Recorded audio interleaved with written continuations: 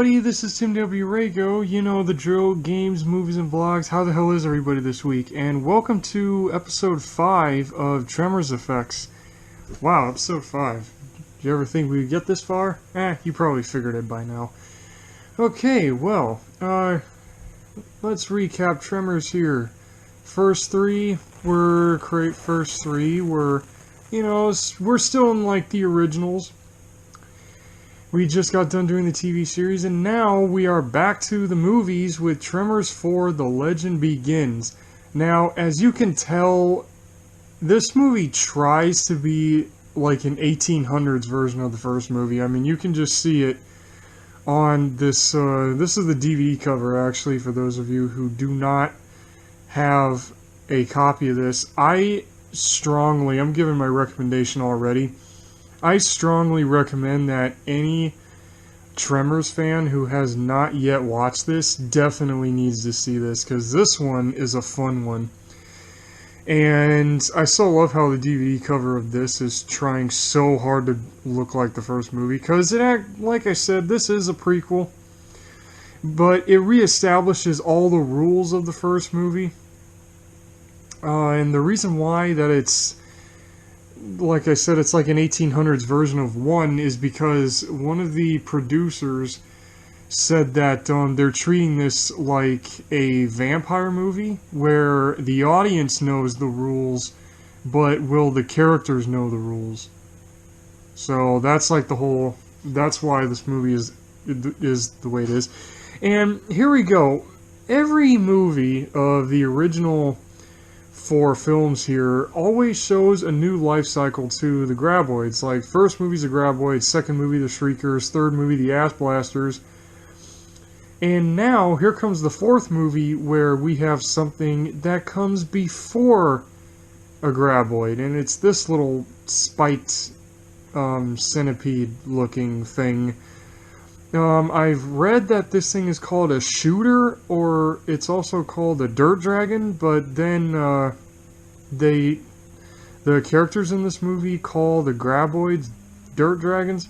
So I am just going to stick with this thing being called a shooter. And literally it shoots out of the ground and tackles people. It's pretty small. This thing's probably about like 3 feet long, but it's very powerful. And the way it looks like it goes back underground, the spikes dig or something like that. It uses all the spikes on the sides to dig underground. But it has a very interesting design. Like I said, very centipede-looking design to them, and then they grow into Graboids in like no time flat here. So yeah, that's like the first monster attack in the movie. And they're all done with puppets. I mean, I guess when they shoot out of the ground, I think they were CGI. But when you see them on the ground or poking out of the ground, they're puppets. But them shooting around everywhere, I don't know if those were puppets or CG. I want to say they're CGI. I honestly couldn't tell. But the puppets for the shooters were like, it's like half an effects con and half an effects pro. It's like an effects pro, like, okay, yeah, they're puppets, but then it's like when you look at them, they look too much like puppets. And here we go, this screenshot here, now, everybody knows that little oral mouth tentacle with its own mouth, and it hisses. Now, I know this is an effects review, but I gotta talk about the character off to the left, Billy Drago. May he rest in peace. I believe he passed away, so if he did, I dedicate this episode to him, because he played in... There's another movie that he's in, a Sci-Fi Channel original movie called Western called Copperhead, which, you know, is cowboys fighting snakes. And Billy Drago played in that too. So if he did pass away, I dedicate this episode to him, because his character here in Tremors 4 is a badass. Every Tremors fan that I've talked to loves his character, Blackhand Kelly. He just plays it like a typical badass. Like, his attitude, his dialogue, everything is just like he's the character that Tremors fans gravitate towards, and including myself. Here's a little side thing here. My Halloween costume is actually modeled off of him. It's a black shirt, a black silky shirt, black jeans, a black leather trench coat, and a black cowboy hat, and a black snow glove that I have. So yeah, everybody knows that. And then, so anyways, back to the main topic at hand, which is this piece of awesomeness. Now, this is like the big reveal for the Graboids. They just bust out, one just busts out of the floor and just starts roaring and shaking its head everywhere. And the crazy thing about it is, like, the mouth tentacles, like I said, this movie just plays off a lot like the first movie. Like, they show the mouth tentacles a lot, and then there's, like, the big reveal of the giant thing, of the giant monster coming out of the ground. And the puppets for this movie are just as well executed as Tremors the series with the giant El Blanco puppet. I mean, well, like I said, the shooter puppets were like a little hit or miss, which is like half effects pro, half effects con. But the Graboid puppets, they're all effects pros. All of them are effects pros. Every scene with these things in them is just an amazing joy to watch. And I'm a big Western fan, so the fact that they took two genres and blended it into one thing and made it part of this franchise or legacy is amazing. It's just awesome. And once again, like, the puppets are super well detailed, and I compare it to I compare it to the El Blanco puppet from Tremors the series. Very well detailed, very well executed. The movement is so smooth, and it's just so funny. Like, the dude's hanging off it. That guy's hanging off it. The character. I don't know the actor who plays him, but the guy's name is Juan. And another character thing. I know, again, this effects review, but you got to talk about the characters sometimes, you know, to make this less boring. And before I talk about that, here we go. In the end credits, they did mention that they used miniatures, and I can definitely see this is a miniature. If this isn't, and these are two full-sized puppets, then holy shit, did they do a good job. Like, look at them. Just seeing these monsters, you know, with each movie is just, and seeing how effects are getting better with each entry in the franchise is just amazing to watch. I mean, look at them. Very well detailed and just, wow. They just look awesome. They did such a good job with the large, full-scale puppets in this movie.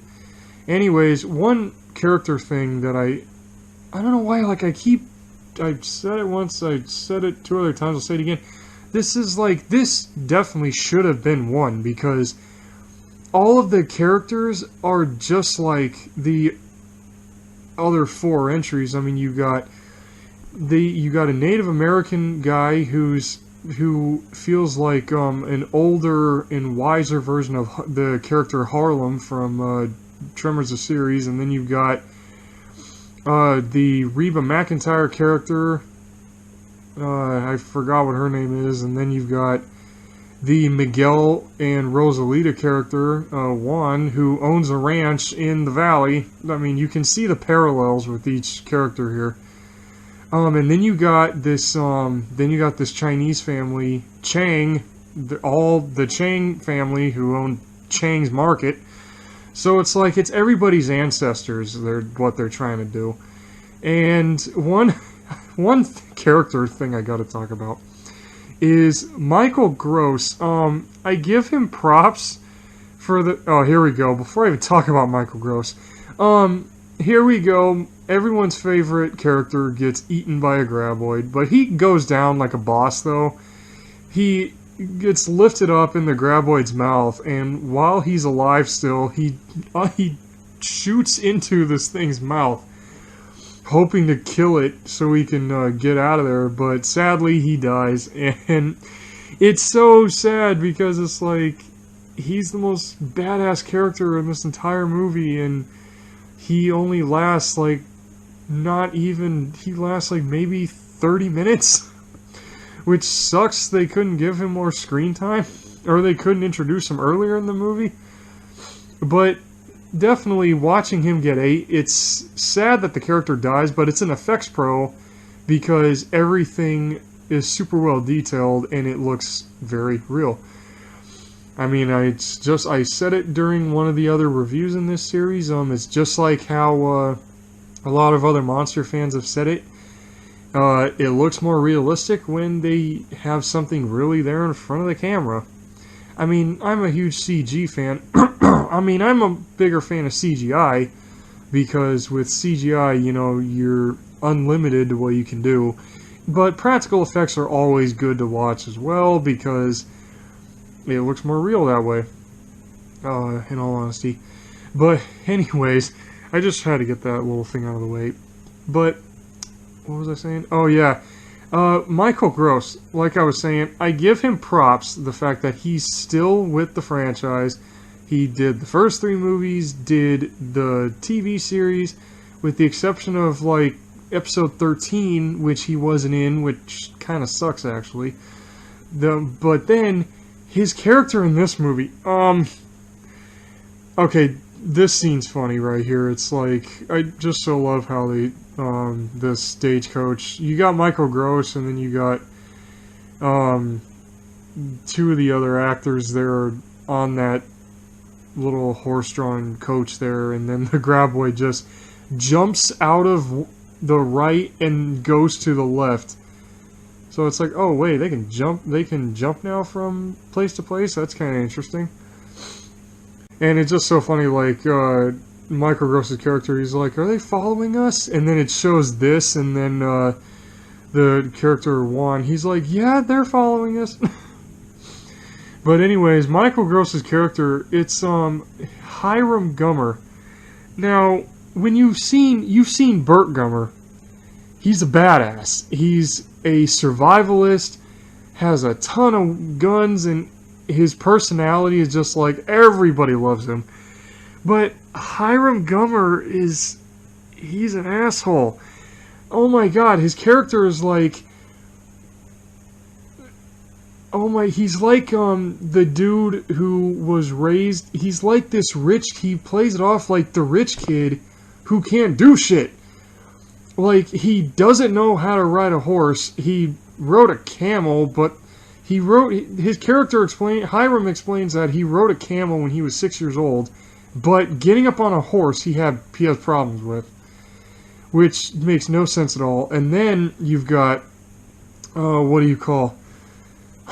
and then when it comes to seeing a pile of horse shit on the ground, he steps around it, and instead of wanting to ride the horse, he has a bike that he rides around, and he says that the horse can carry his stuff. Like, seriously, it just, oh my god, wow. I mean, he's like this little, he's just, overall, his character is, Hiram Gummer is a complete asshole until, like, the end of the movie. And then he just abandons everybody. When the graboids start heading towards town, he ditches them. He completely ditches them when they're asking him for their help. And it's just, oh my god. You hate the guy for, like, 80% of this movie. And then at the very end, which is this screenshot here, when they face off against the last 3 graboids, he gets all these guns. He just gets this entire armory of guns, and then it's like, okay, that's what we love about the Gummer family line, is they're good with guns. And then this big rifle right here is called a punt gun, and I've asked if it was real, and come to find out, I've heard that it's not real, but it basically just looks like a giant Winchester rifle. And, this screenshot here is so funny, actually. You have your graboid explodes out of the ground. Hiram tries to shoot it, and he misses because the graboid knocked his aim off. And the the shot is all the smoke directly behind the graboid, and then you hear the Native American character, Tacopa. He's like, he looks at him and goes, "You missed with a cannon!" It's like the movie Self-Aware when stupid stuff happens, like that moment. Like, oh good, the movie's actually aware of that. But then he actually aims it right and shoots the graboid in the head or in the chest or whatever. It's this one right here.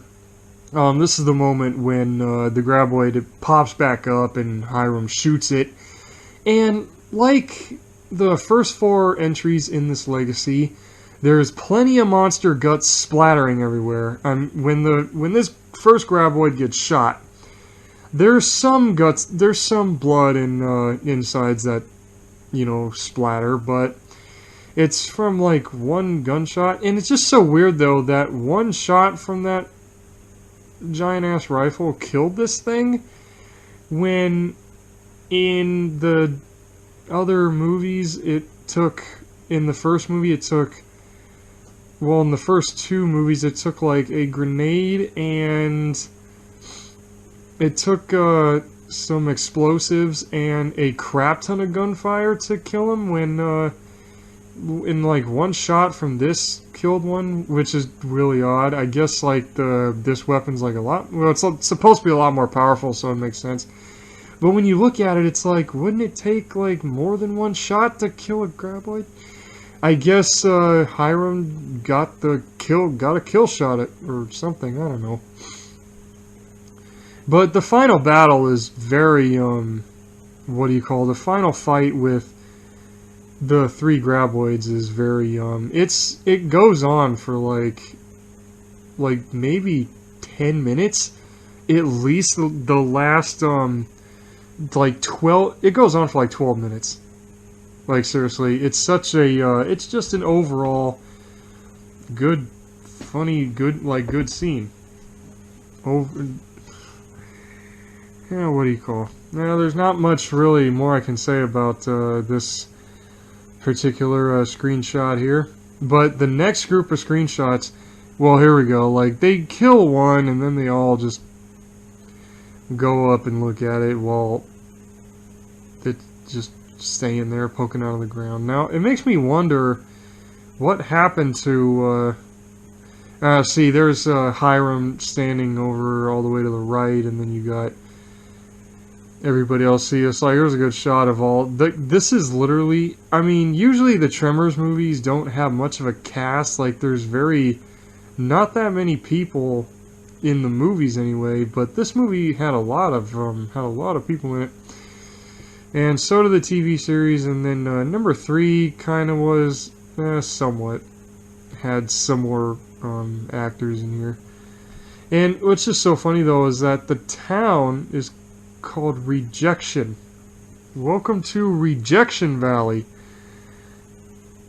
And okay, that's a very interesting name. Like, even the Chang kid here, who's in the very center of everybody, covering his mouth, covering his face. What do you call? I was gonna say something. It's just so funny. Like, he even says, "I think we need a different name," because the whole entire point of this movie is like the shooters, before they were the graboids, the shooters attack a mine, kill a crap ton of miners. So the mine closes. Hiram Gummer's sent out here to check it out because he's the mine's owner. And then when the mine closed, Rejection shut down. So, and these people were the only ones that stayed. And Hiram, is sent in from Philadelphia to come investigate this, and yeah, and all this crazy shitstorm ensues. Oh, this is an effects pro. This has got to be one of the best graboid kills out of the entire franchise. This is like one of the best ones right here. This is where Tacopa puts a saw in the ground in this little hole he was digging for a flagpole, and he said he was waiting. This movie takes place in the year 1889, And apparently Nevada in that year had not gotten a flag yet, but Tecopa was waiting for it, so he was digging a spot for the flagpole. So he puts a saw in the ground and attracts the second graboid by banging on the saw, and he's like, "Come on, yes, son of a bitch!" like the way he says it is funny, and the way I said it was a horrible impersonation of it, but the tone is pretty much the same. And he jumps to the side, and this graboid just runs straight into the saw, slicing itself up. And then all the orange blood starts coming out of the ground. It's like, oh, man. Wow, he really killed his ass. Like, killed this thing. Like, damn. It's like, it's typical Tremors. There has to be a lot of monster blood and a lot of monster gut splatters everywhere. It's like, wow. It just comes off as like, it's like you know what's going to happen, but then when it happens, you're like, oh, man. But all that blood, I always wondered how they pump the blood out of the ground for the graboids. I always think that's so interesting how they do that. I've never seen anywhere, I have not seen a single behind the scenes anything that explains how they make the graboid blood come out of the ground. I haven't seen nowhere. See, look, you see the water tower there. It says rejection on it. And this is the last graboid, and the last graboid, like the first movie, the last graboid is the one that gives them the big problems. Like, it's the one that the one that ends up being the smartest one, and ends up taking a long time to kill. And all the characters just come up, and they're pumping bullet after bullet into these things, and it's not working, which is very interesting because in the first movie, Bert and Heather Gummer used a lot of firepower and killed one by shooting the hell out of it. And for some reason, this movie, bullets don't hurt him, which is so weird. But I'll be getting to how this graboid dies here in a little bit with as the screenshots go along here. Because the last one, since it's hard to kill, they come up with the idea to blow it up, but then the graboid comes out a little too early before they can finish the bomb. So then Hiram gets the idea of getting a hose and attaching a hook to the very end of the graboid, and then they just pull the thing out of the ground. They pull it out of the ground, and I'm not going to say what happens to it until a little bit later here. But I think this was either CGI or this was a miniature just green screened. It could have been, in all honesty. I mean, I think. It looks CG when it happens. See, here you go. It just gets dragged.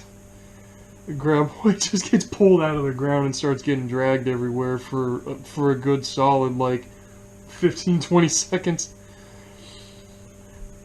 And I think this is actually the first time where we see the graboid whole.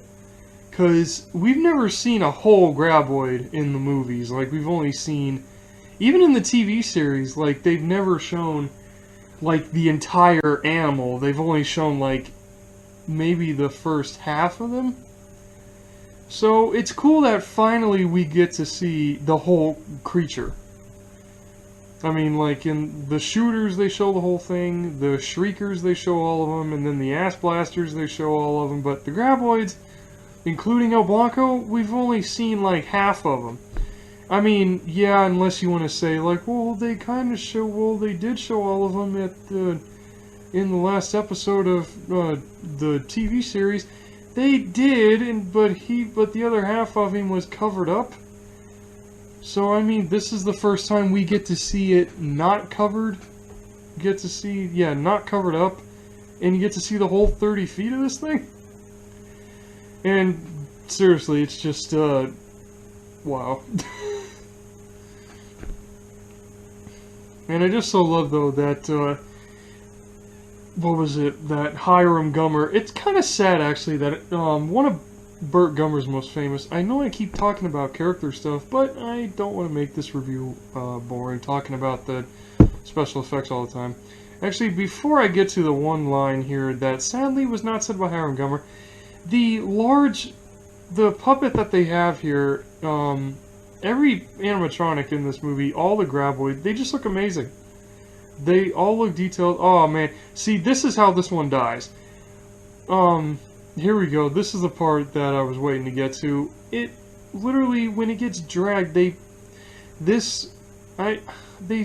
said what kind of wagon it was in the movie. I can't remember what it was now, but they pull this graboid out of the ground and they slam it against this wagon, and when they slam it against the wagon, it blows up. All the blood and guts go anywhere. Everywhere. And, I mean, it's a crazy scene, but at the same time, though, it's like, does it even make sense? And it's just so funny, like on my Instagram, when I showed this part, I said, in the first movie, when the last graboid went over the cliff, Valentine McKee looks over the ledge and he goes, he's like, "Can you fly, you sucker? Can you fly?" In this movie, on my Instagram, when I posted this death scene, I said, "Can you run, you sucker? Can you run?" I don't know why, it just made sense to me at the time, and it still kind of does. But here in a little bit, I'll be getting to the screenshot where this thing dies. I mean, just this graboid just pulled out of the ground, dragged, and then slammed against this wagon, and its guts just go all over the place. And it just so sucks that, due to copyright, I can only use still images. I can't use the clip. I can't. That sucks. It just so sucks. I can't show the clips of how each of these graboids die, but the still images on them showing get the point across. They get the point across. There we go. Look at that. Just boom! Graboid guts all over the place. Like, wow. That is crazy. Just damn. Like, when you see it comes as like a total shocker, much like how the last graboid, Stumpy, died in the got obliterated in the first movie when he went over the cliff and just splattered everywhere. It makes me wonder. Sorry. And in all honesty, it kind of makes me wonder what happens to these things. Like in the first movie, what happened to the graboid that got blown up? Like, is that thing's like head still out there? And what about the one that went over the cliff? You know, what happened to that one? And we've seen what happened to the one Bert killed. He has it as a trophy in his basement. So, even though we've never... Well, okay, never mind. But then you've got, like, some other graboids. Like, in number 2, you have the graboids that split open down in Mexico before they became Shriekers. Like, okay, what happened to those bodies?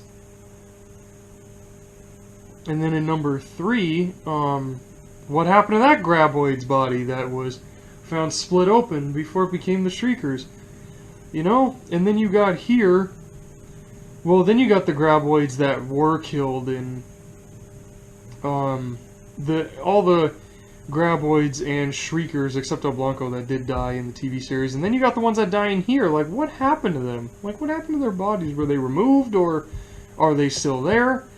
I don't know. It's really weird when you think about it. Like, what happened to these monsters after they died? Like, where'd they go? But anyways, Tremors 4: The Legend Begins, it's an all-around great monster movie. Like I said at the beginning of this video, any Tremors fan needs to see this. just go ahead and watch it. It kicks ass. Like, as I was trying to say with Michael Gross, it's like you really hate Hiram Gummer for the first 80% of this movie, but Michael Gross, he plays the character so well. Like, you can enjoy his acting, but his character is an asshole. So it's like a 50-50, it's like a half and half with this character. But, yeah, go and check this movie out if you have not. I always get a kick out of it watching it, and hopefully you Tremors fans out there, if you're willing to push through it like me, then you will too. Well, thanks for watching, everybody. Please like, share, and sub to not only this channel, but to the Movie Reviews Library. Also, follow me on Instagram at LizardMan2021, and also email me at zillagary@gmail.com for any video requests. This is Tim W. Reagan, and I'm going to say peace out, everybody, and I'll see you with the next chapter in the Tremors Legacy.